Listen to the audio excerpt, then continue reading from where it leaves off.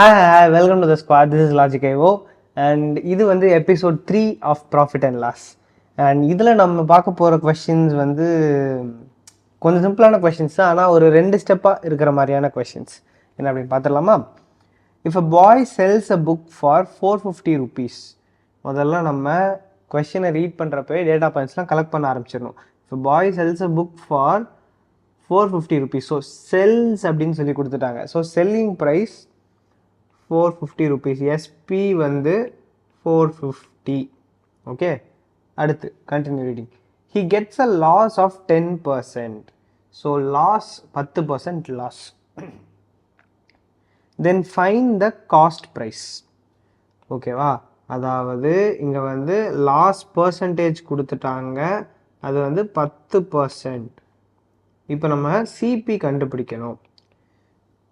ஓகேவா, ஸோ இதுதான், இது ஒரு கொஸ்டின். இதுலேயே இன்னொன்று second portion. To gain 10% what should be the selling price. ஓகேயா, 10% லாபத்தில் விற்கணும் அப்படின்னா அவனோட விற்கும் விலை செல்லிங் ப்ரைஸ் எவ்வளோவா இருக்கணும் அப்படின்னு கேட்டிருக்காங்க. அது வந்து second part of the question. 2 part ஒன்று ஒன்றா டீல் பண்ணலாம். இப்போ ஃபஸ்ட்டு பார்ட்டுக்கு முதல்ல வருவோம். இங்கே வரைக்கும் ஒரு கோடை போட்டுக்கிறேன். ஓகே, இப்போ நமக்கு என்ன தெரியும் அப்படின்னா cost price minus loss is equal to selling price அப்படின்னு நமக்கு தெரியும். ஓகே, இந்த இடத்துல லாஸ்க்கு பதிலாக லாஸ் பர்சன்டேஜ் நம்மளுக்கு கொடுத்துருக்காங்க. ஸோ லாஸ் பர்சன்டேஜ்னா என்ன? Loss percentage is equal to loss divided by cost price into 100 இல்லையா? ஸோ நம்ம அது இங்கே போட போகிறோம். லாஸ் பர்சன்டேஜுக்கு இன் டேர்ம்ஸ் ஆஃப் லாஸ் பர்சன்டேஜை நம்ம லாஸாக எழுத போகிறோம். ஸோ இந்த ஈக்குவேஷனை திரும்பி ரீரைட் பண்ணீங்கன்னு வச்சுக்கோங்களேன். Loss is equal to loss percentage into cost price divided by 100 அப்படின்னு சொல்லி வந்துடும். அப்படி தானே? ஏன்னா இப்போ நான் அதை இன்னொரு தடவை தெளிவாக எழுதுகிறேன். உங்களுக்கு ஃபார்முலா ஞாபகம் வச்சுக்க முடியும்னா ஃபைன், டேரெக்டாக ஃபார்முலா ஞாபகம் வச்சு நீங்கள் பண்ணிடலாம். நம்ம ஆல்ரெடி இதுக்கு தேவையான ஃபார்முலாஸ்லாம் டிஸ்கஸ் பண்ணிட்டோம். பட் இது வந்து ஒரு குட்டி டெரிவேஷன். இப்போ நான் உங்களுக்கு எக்ஸ்பிளைன் பண்ணுறதுனால டைம் ஆகுது. மற்றபடி இதை வந்து 2 செகண்டில் நீங்கள் யோசிச்சிருவீங்க. ஸோ லாஸ் பர்சன்டேஜ்னா என்ன? Loss by cost price into 100. So இதிலிருந்து நம்ம லாஸ்க்கு ஃபார்முலா என்னன்னு சொல்லி டிரைவ் பண்ணிடலாம். ஸோ லாஸ் இங்கே வச்சுட்டு மிச்செல்லாம் அந்த சைட் கொண்டு போக போகிறோம். So loss percentage into cost price divided by 100. So இது நீங்கள் அப்படியே அந்த இடத்துல சப்ஸ்டியூட் பண்ணிட வேண்டியதான். So cost price minus loss percentage into cost price divided by 100 is equal to selling price. ஓகேவா? ஸோ நீங்கள் என்ன பண்ணலாம், அது ரெண்டுத்துலேருந்தும் காஸ்ட் ப்ரைஸை காமனாக எடுத்தீங்க அப்படின்னா 1 minus loss percentage divided by 100 is equal to selling price அப்படின்னு கிடச்சிரும். நம்மளுக்கு ஆக்சுவலாக இங்கே என்ன தேவை? காஸ்ட் ப்ரைஸ் தேவை. ஸோ காஸ்ட் ப்ரைஸை மட்டும் நம்ம இந்த பக்கம் வச்சுட்டு செல்லிங் ப்ரைஸை அந்த பக்கம் கொண்டு போயிடலாம். சாரி, அந்த மிச்சம் இருக்கிற அந்த எக்ஸ்பிரஷன் அந்த பக்கம் கொண்டு போயிடலாம். ஸோ இப்போ நம்ம இங்கே வந்து இது ரெண்டுத்துக்கும் எல்சிஎம் எடுத்தோம் அப்படின்னா இது வந்து 100 ஆகும் இல்லையா? மேலே கீழே நியூமரேட்டர் டினாமினேட்டர் 100ஆல் மல்டிப்ளை பண்ணுறோம். ஸோ இது அந்த பக்கம் கொண்டு போகிறப்ப 100 divided by 100 minus loss percentage. உங்களால் முடியும் அப்படின்னா டைரெக்டாக இந்த ஃபார்முலாவே ஞாபகம் வச்சுக்கோங்க. ஓகே, ஸோ இந்த ஃபார்முலா ஞாபகம் வச்சுட்டிங்கன்னா அப்படின்னா டைரெக்டாக இதில் நம்ம வேல்யூஸ் போட்டாலே ஆன்சர் வந்துடும்.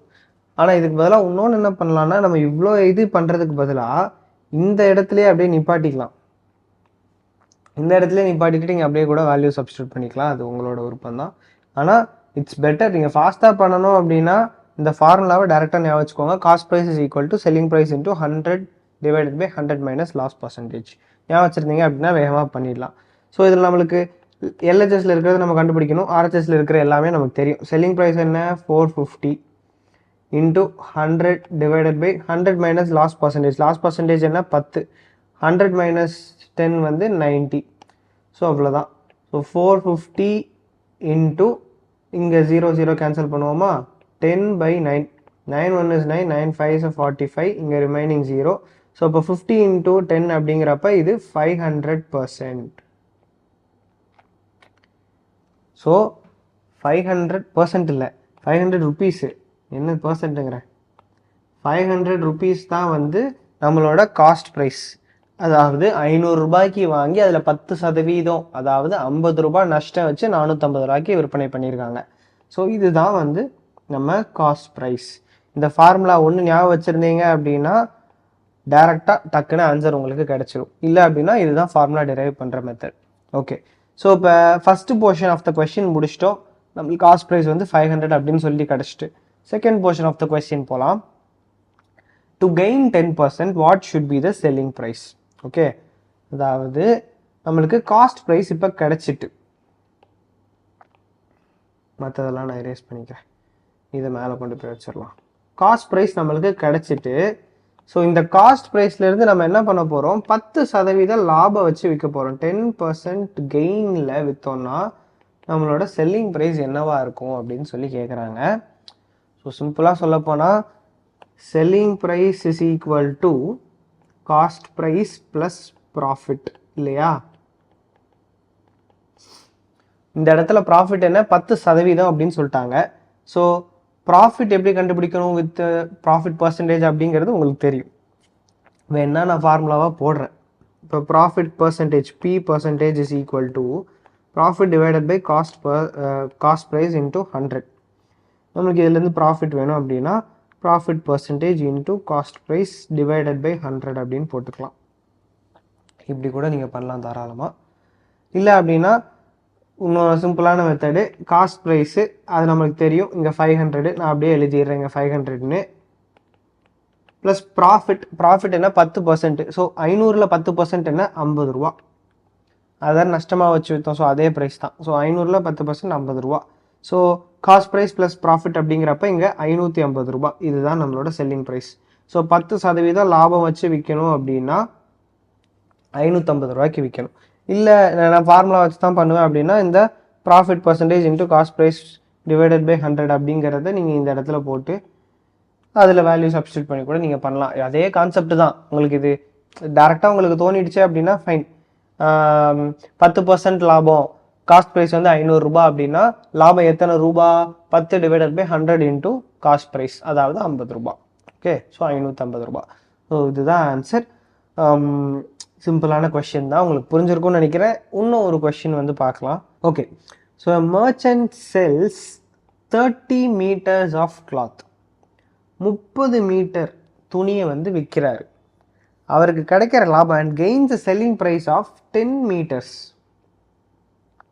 Find the gain percent. So உங்களுக்கு இந்த கொஸ்டின் வாசிக்கிறப்ப ஒரு என்ன இது அப்படிங்கிற மாதிரி இருக்கும். ஏன்னா இங்கே காசே இன்வால்வ் ஆகலை, காசே இல்லை. எவ்வளோ ரூபா அப்படின்னு சொல்லிட்டு 1 ரூபா கூட இங்கே மென்ஷன் பண்ணல. ஆனால் கெயின் பர்சன்டேஜ் கண்டுபிடிக்க சொல்கிறாங்க. இதை நம்ம எப்படி பண்ணலாம் அப்படின்னு சொல்லி பார்க்கலாம். ஓகேவா? இப்போ 30 மீட்டர் துணியை விற்றுருக்காங்க. அவருக்கு கிடைச்ச லாபம் வந்து 10 மீட்டர் துணியோட செல்லிங் ப்ரைஸ் ஆஃப் 10 meters. அதாவது 10 மீட்டர் துணியோட விலை வந்து அவருக்கு லாபமாக கிடைச்சிருக்கு. Okay, find the gain percent. இதுதான் வந்து கொஸ்டின். ஸோ அதாவது லாபம் எத்தனை சதவீதம் அப்படிங்கிறத நம்ம கண்டுபிடிக்கணும். அவருக்கு 10 மீட்டர் துணியோட விற்கும் விலை வந்து இவருக்கு லாபமாக கிடைச்சிருக்கு. இவர் மொத்தமாக விற்றது 30 மீட்டர் துணி. அப்போ இவருக்கு எத்தனை சதவீத லாபம் கிடைச்சிருக்கு அப்படின்னு சொல்லி கேட்குறாங்க. இப்போ உங்களுக்கு இதெல்லாம் இன்னும் கிளியராக புரியாமல் இருக்கலாம். இப்போ தெளிவாக நான் இப்போ புளி போட்டு விளக்குறேன் பாருங்கள். ஓகே, அதாவது cost price per metre is equal to எக்ஸ்ன்னு வச்சுக்கலாம். சரியா? அதே மாதிரி selling price per metre is equal to y அப்படின்னு வச்சுக்கலாம். இதெல்லாம் வந்து rupees, x rupees and y rupees நம்மளாம் அசியூம் பண்ணிக்கிறோம். ஓகே, விற்கும் விலை ஒரு மீட்டருக்கு விற்கும் விலை ஒய் ருபீஸ், ஒரு மீட்டருக்கு வாங்கின விலை வந்து எக்ஸ் ருபீஸ் அப்படின்னு சொல்லி வச்சுட்டோம். நம்மள்ட்ட என்ன கொடுத்துருக்காங்க, 30 மீட்டர் துணியை விற்றுருக்காரு. ஓகேவா? ஸோ 30 மீட்டர் துணியோட வாங்கின விலை என்ன, எக்ஸு, அப்படி தானே? Plus profit is equal to selling price. அதாவது cost price plus profit is equal to selling price. எங்கே சுற்றினாலும் கடைசியில் இந்த ஒரு ஃபார்முலாவில் தான் எல்லாம் வந்து நிற்கும். Cost price plus profit equal to selling price. 30 meter துணி தான், அதோட 1 மீட்டர் துணியோட வாங்கின விலை எக்ஸு. ஸோ 30 மீட்டர் துணியோட வாங்கின விலை 30 எக்ஸு ப்ளஸ் ப்ராஃபிட் என்ன அப்படின்னு கொடுத்துருக்காங்க, 10 meter selling price of 10 meters. 10 meter துணி அவர் விற்றா அவருக்கு என்ன காசு கிடைக்குமோ அதுதான் அவரோட லாபமாக இருக்குது. ஸோ இங்கே செல்லிங் ப்ரைஸோட 1 மீட்டர் விலை ஒய். ஸோ அங்கே 10 மீட்ரு விற்றது தான் வந்து இவருக்கு லாபம் அப்படின்னா 10Y. நான் திரும்ப சொல்கிறேன், 1 மீட்டர் துணியோட விற்கும் விலை ஒய் ருபீஸ். ஓகேவா? இவருக்கு 10 மீட்டர் துணியோட விற்கும் விலை வந்து லாபமாக கிடைச்சிருக்கு. 10 மீட்டர் துணியை இவர் எவ்வளோ விலைக்கு விற்பாரோ அதுதான் இவருக்கு கிடைச்ச லாபம். ஸோ 10Y தான் இவரோட profit is equal to selling price. இந்த இடத்துல செல்லிங் ப்ரைஸ் நம்ம என்ன போடணும், 30Y போடணும். ஏன்னா 30 மீட்டர் துணியை விற்றுருக்காரு, அவரோட செல்லிங் ப்ரைஸு 1 மீட்டருக்கு ஒய் ருபீஸ். அப்போ 30 மீட்டர் அப்படின்னா 30Y. So 30x + 10y is equal to 30Y. ஓகேவா? இது ஒரு ஈக்குவேஷன்.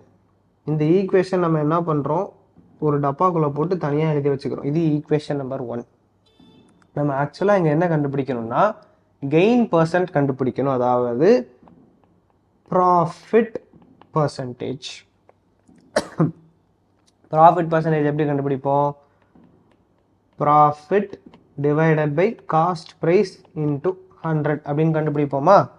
இந்த இடத்துல ப்ராஃபிட் என்னது, 10Y அப்படி தானே இங்கே இருக்குது. இந்த ப்ராஃபிட் வந்து 10Y. ஸோ அந்த 10Yயை மேலே நான் போட்டுக்கிறேன், டிவைடட் பை காஸ்ட் ப்ரைஸ். இதுதான் வந்து காஸ்ட் ப்ரைஸ். இந்த 30xங்கிறது காஸ்ட் ப்ரைஸ். ஸோ நம்ம என்ன பண்ணலாம், இந்த ஈக்குவேஷனை ரீரைட் பண்ணலாம். 30x is equal to 30y minus 10y. So இந்த 10yயை வந்து நான் ஆர்ஹெச்எஸ்க்கு கொண்டு போகிறேன். ஸோ நெகட்டிவாக மாறுது. 30y minus 10y that is equal to 20y. So 30x is equal to 20y. அதாவது cost price is equal to, இந்த லெஃப்டில் இருக்கிற 30xங்கிறது காஸ்ட் ப்ரைஸ் தானே, which is equal to 20y. So இந்த இடத்துல கீழே வந்து காஸ்ட் ப்ரைஸ்க்கு பதிலாக நான் 20yன்னு போட்டுக்கிறேன் இன்ட்டு 100. ஸோ இங்கே ஒய்யோட வேல்யூ என்னவாக இருந்தாலும் பிரச்சனை இல்லை, ஏன்னா 10y பை 20y தான், ஒய் கேன்சலாக தான் போகுது. So 10 divided by 20 into 100. So 10 divided by 20னா அது 1/2. ஸோ அது வந்து 100/2 அப்படின்னு சொல்லி மாறிடுது, which is equal to 50%. So இவருக்கு கிடைச்ச லாபம் வந்து 50%. ஸோ அந்த மர்ச்சன்ட் வந்து 30 மீட்டர் கிளாத்தை விற்றுருக்காரு. அதில் வந்து அவருக்கு லாபம் வந்து 10 மீட்டர் துணியோட விற்பனை விலை இவருக்கு லாபமாக கிடைச்சிருக்கு. அப்படிங்கிற பட்சத்தில் அவருக்கு எத்தனை சதவீத லாபம் அப்படின்னு கேட்டிருந்தாங்க. இது உங்களுக்கு புரிஞ்சிருக்கும்னு நினைக்கிறேன். சிம்பிள் தான். நம்ம இங்கே ரெண்டு விஷயம் அசியூம் பண்ணியிருக்கோம். 1 மீட்டர் துணியோட வாங்கின விலை என்ன, 1 மீட்டர் துணியோட விற்கும் விலை என்ன, அது ரெண்டுத்தையும் அசியூம் பண்ணிட்டு இதை பண்ணிட்டோம். உங்களுக்கு இது புரிஞ்சிருக்கும்னு நினைக்கிறேன். ஏதாச்சும் டவுட் இருந்துச்சு அப்படின்னா கீழே கமெண்ட்ஸில் கேளுங்க. இந்த இடத்துல 10 மீட்டர் துணியோட விற்கும் விலை அவருக்கு லாபமாக இருக்கிறதுக்கு பதிலாக 5 மீட்டர் துணியோட விற்கும் விலை அவருக்கு லாபமாக இருந்தால் அவர் எத்தனை சதவீத லாபம், கெயின் பர்சன்டேஜ் என்ன அப்படின்னு சொல்லி கண்டுபிடிச்சி கீழே கமெண்ட் பண்ணுங்கள். அடுத்த ப்ராஃபிட் அண்ட் லாஸ் வீடியோவில் பார்க்குறேன். டாடா.